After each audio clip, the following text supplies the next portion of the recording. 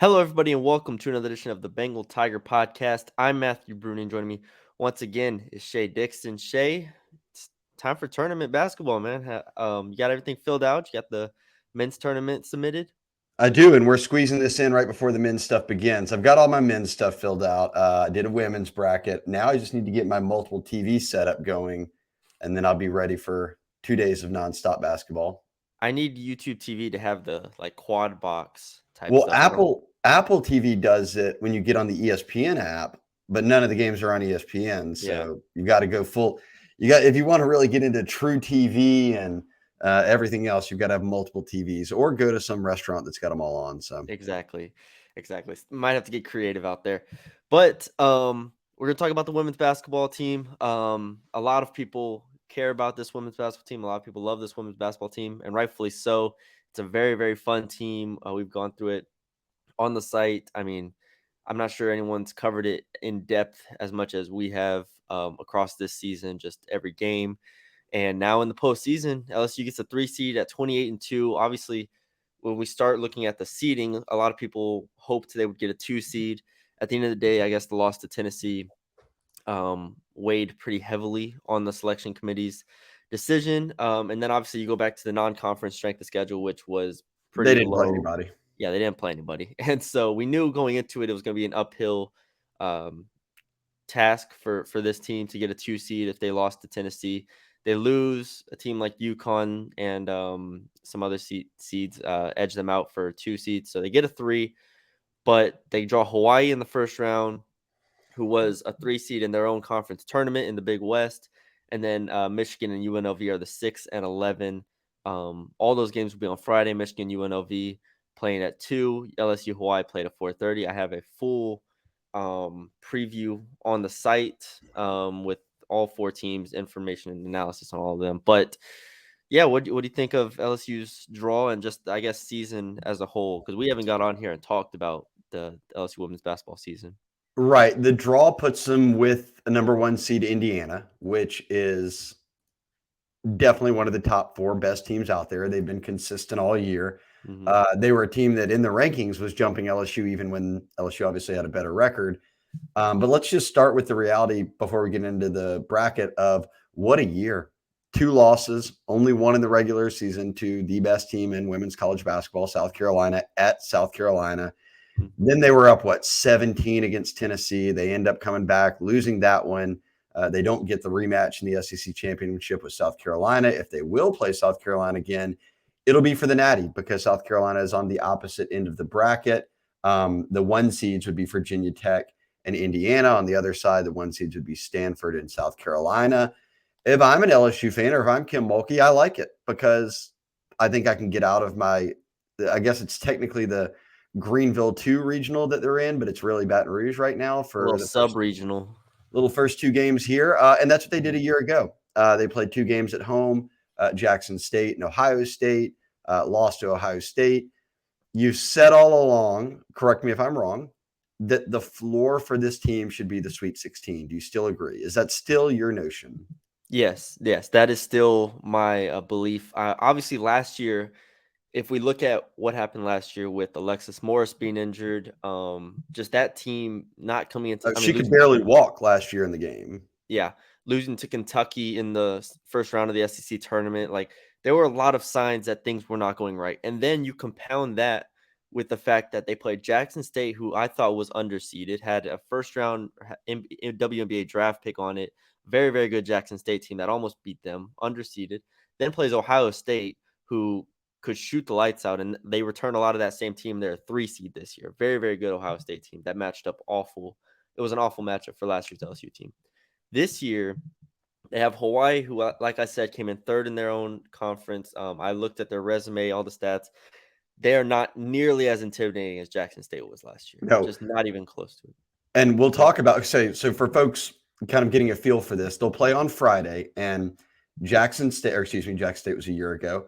I've got their bracket pulled up here. So it'll be, I think that Michigan UNLV game's first. Yes. And then it'll be LSU Hawaii. When I look back and I'm trying to make the tie-in here, because you talked about Jackson State being underseeded and a good team, Remember, Maddie B, that Jackson State team had not lost a game since December. So they were playing well. They were confident. I look at UNLV. They're the 11 seed. Everyone expects Michigan to advance and it be LSU Michigan to go to the Sweet 16. UNLV is a lot like that Jackson State team. Outside of South Carolina, UNLV has the longest win streak in the country, 22 straight games. Then you look at Michigan, they've lost their last 7 games to ranked opponents. Kind of stumbling down the stretch. They do have a good team. I'm not going to be surprised if UNLV gives them a run or beats them in that game. Yeah, and they're led by, kind of similar to Jackson State. They have a center in there who's putting up 18 and 10 consistently, has 18 double doubles on the year. So, a quality player for UNLV and Desiree Young. That UNLV game, Michigan, will be a grind. Meanwhile, I think LSU will cruise. I think LSU is comfortable against Hawaii. I think they'll be fine on the inside. And then that second game, like I said, you asked me if the floor was Sweet 16. I still think the floor is Sweet 16 because, albeit Michigan and UNLV are talented teams, I think LSU has played. I think Tennessee's a 4 seed in this tournament. Tennessee's a better team. You look at a team like Ole Miss, Mississippi State, even though they're in the play-in, I think it's a good team. Arkansas, Alabama, those type of teams they've played a lot of, and I see similarities in like Michigan and UNLV and how they play. Michigan doesn't shoot a lot of threes, so I think that plays into LSU's favor. And I think LSU has better bigs. So I think LSU should be looking at a Sweet 16 floor entering the tournament. And last year just felt so like new. Everything felt new to that team. Like all those seniors that had never played in a tournament game, they just stepped in there like, all right, Caleb Pointer, here, you're in the tournament now. Go win. This year, we kind of, you alluded to it before we got on here. It's like this team has a little bit more experience. Even though Flage is a starter, you have Alexis Morris, who is completely healthy and it has been saying this whole time, it's like, this is my last year. I have all the urgency, all of the want in the world. And I think that plays a big role. Then Angel Reese, who last year was one of the best players in the Big Ten. Let's not forget, at Maryland. And I read it to you before we got on here. Drop this stat line. Stanford. This is a Sweet 16 game, too. Sweet 16 against Stanford last year. She puts up 25 points and 9 rebounds on 10 of 12 from the free throw line, 7-16 from the field, and 1 of 1 from 3. I didn't watch the game. Don't ask me, but 1 of 1 from 3. So 30 minutes, that's the type of performance Angel Reese is used to having in these games. So the moment won't get to her. She's playing at home. We know how much she loves playing at home. I think that she's just going to come out and dominate these 2 games. When you look at, again, we expect them to cruise on Hawaii. It would be shocking if they didn't beat them. Guess the spread for Hawaii real quick, Shay. Is there a spread? There is yesterday there was a spread, and I it might have changed even since then, but 20. You're not going to guess it. 32. Ouch. All right. Insane. So, cruising. Is there a spread on that Michigan UNLV game? That's a good question. I would have to look that up. Okay, so that'll be an intriguing game. Here's what I want to ask you, because yes, you mentioned they have sort of a blend of veterans, but then some veterans who don't have recent tournament experience. We were looking before, like LaDasia Williams was at Missouri. They didn't make the tourney. Jasmine Carson was at West Virginia. They didn't make the tourney. Angel Reese was at Maryland. We just talked about that. They went to the Sweet 16. They faced Stanford. She played great. Then you've got Flage, who hasn't played but in a tourney game because she's a freshman. But then Samaya Smith, freshman. But you've got Alexis Morris, who's played for like 5 different college teams at this point and been around the block, started with Kim Mulkey, ending with Kim Mulkey. She's really come into her own as a person who can take over a game where you don't just have to rely on your bigs.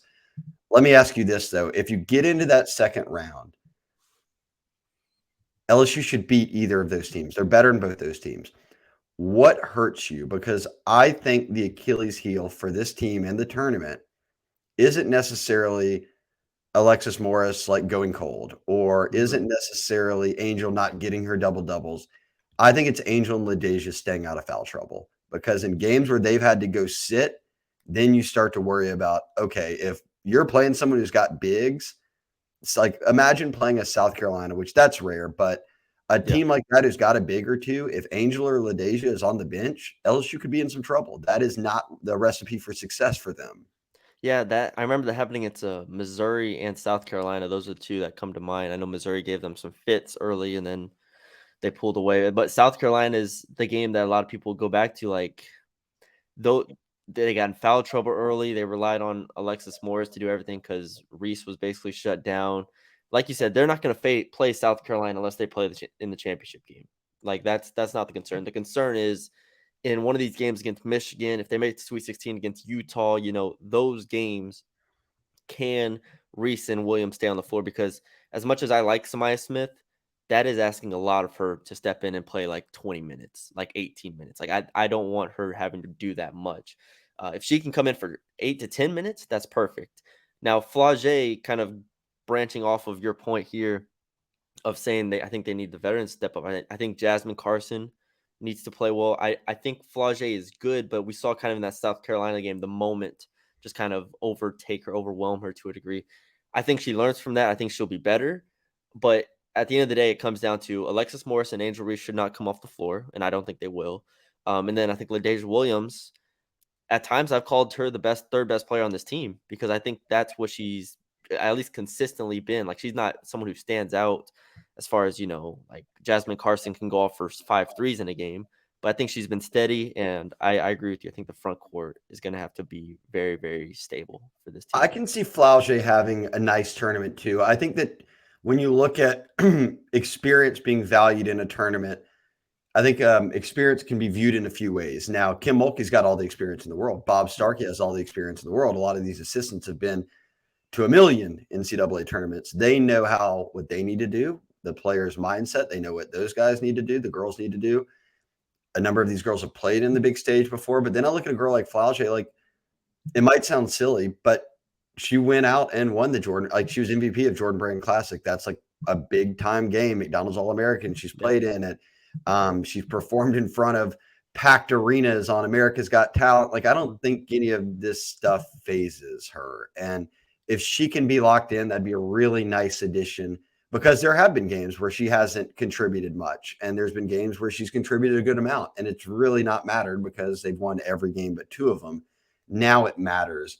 I'm excited to see what she can do. I do expect them to cruise through this regional. I think that they will beat whoever they end up facing between UNLV, Michigan. I know we were doing a short pod here, Maddie B, but you mentioned Utah, and Utah is the team that you would presume they would face in the Elite 8. Utah is the 2 seed. Obviously, Indiana being the 1. But if NC State gets by Princeton, and I know probably a lot of people, nobody's watched any NC State basketball. I haven't, but I've read all about it now.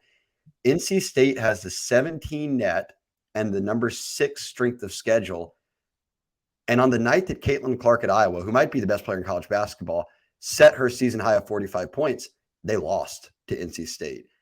I wouldn't be surprised if LSU if they can get to the Sweet 16, it might not be Utah. It might be a 7 seed in a team like NC State, which I think then would make it, oh, whoa, all of a sudden you're expected now to make it past that, to get into the Elite 8. So it'll be intriguing to see. I'm certain in these women's tournament that chalk wins the majority of the time and will advance. But there is some intrigue to me if they can win on Friday and Sunday and get into the Sweet 16 and see who they end up playing. Yeah, Utah in the AP poll is 8, LSU is 9, separated by just 9 votes, so 9 seating placements in there. That's going to be a real interesting one because as far as Pac-12 goes, I haven't watched enough women's. I've watched a lot of Big 12 and SEC. Those are my main 2 for women's basketball. So on my bracket, yet in my bracket, I still have 3 Big 10 teams because I just feel like that's the best conference. I have Iowa and Ohio State and Indiana in there. Indiana LSU. I do have Indiana LSU in my Elite 8 though. So do you value net? It feels like everybody should value net a little bit, but it feels like the seating committee just like doesn't really care about it, even though just the NCAA for a glimpse of it though. If LSU play, well, for instance, they're going to play Michigan or UNLV.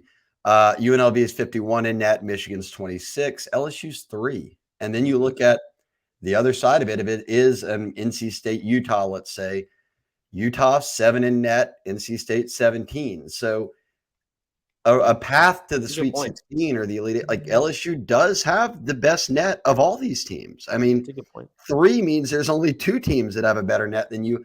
And in fact, obviously, one of them is going to be South Carolina. Unless I'm off there, I've got. No, you're right. It's South Carolina and UConn are the 2. Okay, I was gonna guess Tennessee And because I think LSU went back and forth with UConn for like LSU was 2 in the net for a bit and then lost and dropped to 3. So okay, yeah, Tennessee's a they top 15 net. it's like I the net should matter. I think that's why LSU had a bid for a 2 seed, but the selection committee cares about the strength of schedule. Real quick, going back to your earlier question of the spread of UNLV and Michigan, it's only 3.5 There we for go. Michigan. All right, I'm picking the upset. UNLV. So It's in my bracket. yeah. I filled out a women's bracket. I'm rocking UNLV. All right. There you go. There you go. Vegas kind of agrees with you. If it's only 3, that's pretty nuts. I think we covered everything. Obviously, like you said, Jasmine and LaDeja were not in the tournament last year. At the end of the day, I think this comes down to Alexis Morris being aggressive and kind of setting the tone for those guards. And then Reese is going to be Reese. I think Reese is going to average 24 and 15 in this regional. Like, you know what you're getting from her. I want to see her get to the free throw line consistently in these games. I want to see her continue to stay aggressive. But Alexis Morris, to me, at times, I've said this on our board, it's like at times she can pick her spots and she can be like, oh, I'm going to be point guard Lex now. I'm going to be no. This team, I think, needs her to be aggressive and then pass second, and that's going to be an interesting dynamic to watch because now this is her last run. This is win or go home. So I expect to see her come in ready to play. Yeah, and look, this is a reality of a Kim Mulkey team. They had won 9 games before she got here. She immediately brings them to the tourney. They beat Jackson State. They lose to a more talented Ohio State team. That's the breaks. And often in women's basketball, that's the case. We saw it against South Carolina. They're not there yet. Kim Mulkey is like that. We need another year, maybe 2, to get where they are because their number 1 recruiting classes are all juniors and seniors now for Dawn Staley. So, yeah, LSU's not to South Carolina yet. But LSU is better than they were last year. And LSU is better than the majority, not even the majority.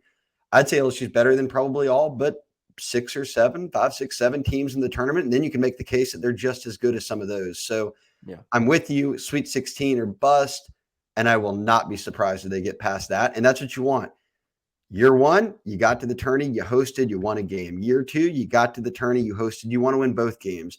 Year 3, the goal is, okay, we're shooting for Final Four. We're trying to get into the Elite 8. And I have little doubt and all the faith that Kim Mulkey knows how to do that. And they've got the number 1 recruiting class coming in. So if I'm an LSU fan, you know that the fun is still beginning. This is almost not like Lanyap, but they're not expected to go win a natty this year. Could they? Like, sure. Yes. And that's cool to think of it even being a possibility. But get to the Sweet 16, it's considered a success. So that just means win 2 home games on Friday and Sunday. Yep. It'll be a lot of fun. I'll be out there, obviously, for both the games. It will be a sold out, packed house in there, just like it was last year. I'll be there. Can't wait. Can't wait. All right. That's it. We wanted to get y'all out a quick preview. Game is, like we said, tomorrow at 4:30 p.m. in the PMAC, LSU Hawaii. And then the following game will be on Sunday, time to be announced. So, yeah, thank y'all for joining us. Leave us a like, comment, share, subscribe. Hope to see y'all in the PMAC on Friday.